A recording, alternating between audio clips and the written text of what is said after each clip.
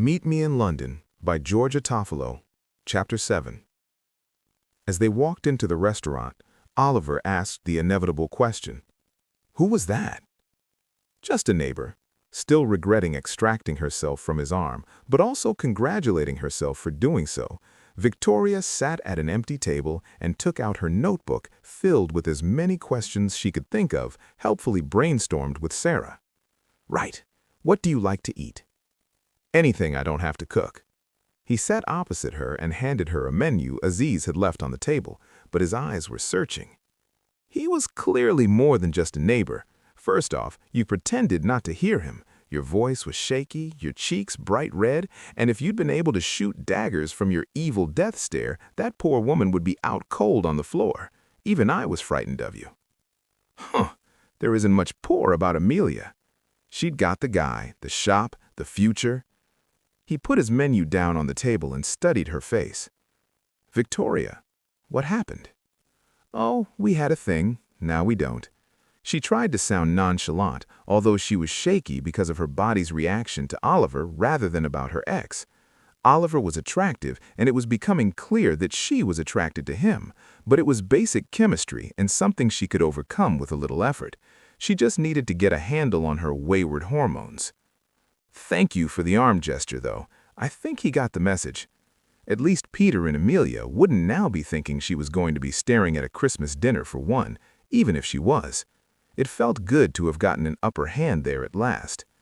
It had felt good to have that arm there, too, she realized with a shock, and not just because she got to smell Oliver Russell and see the look on Peter's face, but because the one thing she missed most about being in a relationship was physical contact. The encouraging little press of lips to her forehead, snuggling on a sofa, kissing. But in order to keep her heart intact, she was going to have to get used to being on her own.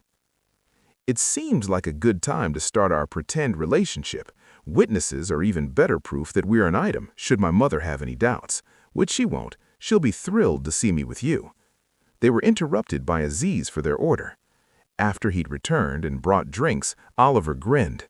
Seriously, that Taylor guy is your type? Hipster beard, Nordic jumper, ponytail? Never such derision been used for such an innocent word. That's why you were all weird around him. I was not weird. She was. She always was with Peter. When they'd first got together, she'd liked his rough edginess, but these days he just made her anxious. He knew things about her she wouldn't tell another soul. He knew her insecurities, and he'd stomped on the part of her that she felt would never heal, the loss that was a dull ache inside her and would never be filled. But Oliver smiled as if he'd uncovered one of her deepest secrets. Your hands were moving 19 to the dozen, pushing your hair back behind your ears, messing with your bag strap, smoothing down your skirt. Not weird exactly, but spooked by the situation. I move my hands a lot? She looked down at them, perfectly still now, but yes, she was guilty as charged. He grinned, eyes on her fingers. All the time. He'd noticed. It's one of the things my family laugh at me for doing. One of the reasons Mom encouraged me to draw from a young age. Stop those hands moving or you'll damage something. She slid both palms under her bum to keep them still. It's a nervous energy thing. Usually, if I'm feeling worked up about something, I busy myself with drawings, designs, or making things. Creating keeps me calm. It's like meditation. Nothing like sewing a row of blanket stitch to relax you. Being under a blanket sounds much better. His eyes glittered as they held her gaze just long enough for heat to suffuse her skin. His mouth curled into a not-so-subtle, sexy smile. Sleeping, obviously. Obviously. She imagined him under the king-size log cabin patchwork quilt she'd made a few years ago. She imagined being in there with him, pressing close to that hard, toned body. Wow, that was so inappropriate. Really, the conversation was taking her to places she didn't want to go, in so many directions. Was flirting in the rules? Was it breaking hers? She didn't want to read the wrong thing into this, so she looked down at her notebook. I really do think we should start. He heard you. She refused to answer that. Oliver, I have a lot of questions. So do I. He sat for a moment and looked at her pensively. She wasn't sure what he was going to say next, but she hoped he'd just get the message that she didn't want to examine her failed relationships. Her tummy fluttered with anxiety and a mixed-up attraction that she shouldn't be having. Maybe this was a really stupid idea. They needed to get to know each other just enough to fool his mother into thinking they were intimate. They didn't need to tell each other their deepest, darkest experiences. When he hit her with, "Were you two serious?" she wasn't sure what to do next. Hedging, she opened the notebook and ran her fingers down her bullet points. "That isn't a listed question. I think we need to talk about allergies and the agreed story of how long we've been dating and the kind of things your mother will want to know. But I want to know what happened between you and Peter Swain." Her heart slowed at his name. She didn't want the past and the present to mix like this. Oliver was discombobulating with his direct questions. "Is it relevant to our fake engagement?" "It could be. How will I know unless you give me the details?" He clearly wasn't letting the subject drop. She blew out a frustrated breath. "Okay, Peter and I had agreed to go into business together, and then we broke up, and he kept the shop, and I lost my dream. For a while, anyway.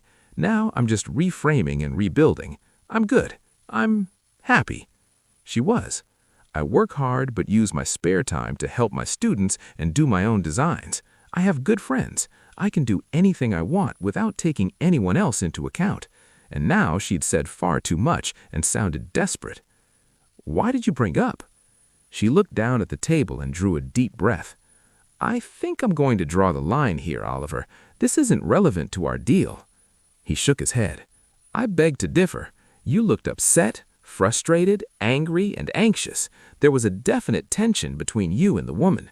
But he's already applied to use the pop-up stall at my store. I need to know if there's going to be a problem here. I don't want trouble on opening day, especially from my—" His gaze was disarming as it ran slowly over her body and distinctly possessive. "Fiancé." The way his eyes slid over her, she felt caught under a spell. Handsome, possessive, interesting, funny, make-believe. Fair enough. There won't be trouble. Not for me, anyway.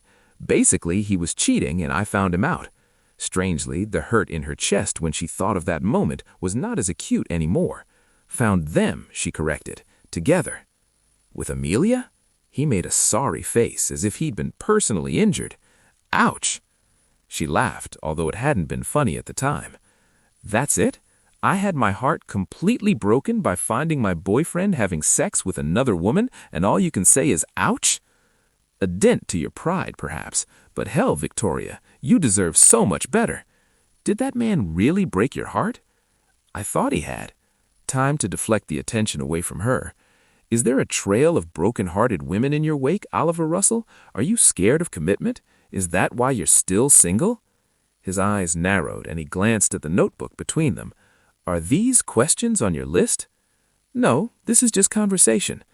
It's hard to keep track. Did you love him?" Wow, this was like a tennis match, the ball bouncing between her heartache and his refusal to drop the subject. I don't know. It was serious. At least, I was serious about him. But the more I think about it, the more I realized my heartache was about the lost dream and not losing him. He's not worth hurting over. And if he gave you up, then he's an idiot too. She looked up at him and tried to gauge his expression. Was he being serious? Was this the real Oliver Russell? Flirtatious when unguarded? It took a bit of getting used to. "And yet, you just invited him to set up a stall at the opening day." Oliver oiled his eyes. "Public relations, that's all." Like this was just a PR stunt for his parents. She needed to remind herself of that every time she thought he smelled good or when he put his arm across her and she leaned into him. She found him a PR-worthy smile, although this meeting was starting to feel a lot more like a confessional than a getting our lies straight date. "Have you ever had your heart broken?" "Not likely." At her disbelieving glare, he shrugged. "I haven't found anyone I want to commit to. 50 years is a long time to be with the same person. You've got to be sure. I've never been sure, and so now I have to pretend. What about you? Did you and Peter discuss marriage?" "I'm not the marrying kind." She stopped her hand from creeping over her scarred belly. There was the problem, At least Oliver was never going to see that, so she wouldn't have to watch him trying to rearrange his features in an "it's okay, you're still beautiful to me" kind of expression, the way Peter had. Even though it was obvious, everything changed as soon as Peter realized he couldn't have the future they'd been planning. The future he'd started to plan after he became an uncle and suddenly wanted a family of his own. He was outraged when he discovered Victoria wouldn't be able to provide the goods. Worse, he believed she'd been holding back from telling him about her infertility. Her silence about it was tantamount to her lying to him. In fact, simply telling him hadn't been on the top of his list because he'd always said he wasn't interested in kids. Who knew men had biological clocks that suddenly started ticking? Oliver sat back. How can you not be the marrying kind? Everyone does it in the end, right? At least I'm open to the possibility of marriage, eventually. What if you meet the love of your life? I won't. I'll make sure of it. There's no way she was going to go through another conversation with a man about her infertility. As if he could read her mind, Oliver inhaled, pensively swirled